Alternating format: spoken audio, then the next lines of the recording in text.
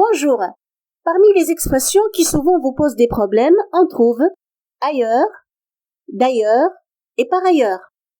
Dans cette vidéo, je vais essayer de vous expliquer la différence entre ces trois expressions et je vais vous donner des exemples pour que vous puissiez les comprendre.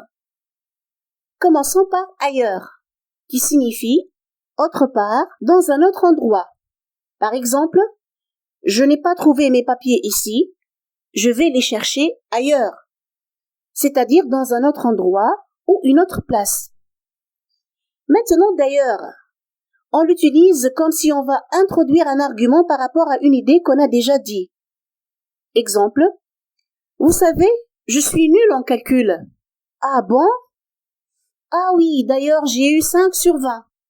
Donc là, j'avance une preuve ou un argument à ce que j'ai déjà dit. Voyons un autre exemple. Cette équipe devient de plus en plus forte. D'ailleurs, elle a formidablement gagné ses 3 derniers matchs. Maintenant, par ailleurs. Par ailleurs a le sens de en plus, en outre, d'autre part, d'un autre côté, par contre. Par exemple, on dit « J'ai passé par cette rue, mais je ne t'ai pas vu. Peut-être es-tu passé par ailleurs. » C'est-à-dire, peut-être es-tu passé d'un autre côté. L'exemple suivant. Il était un élève très intelligent, mais par ailleurs, un excellent footballeur.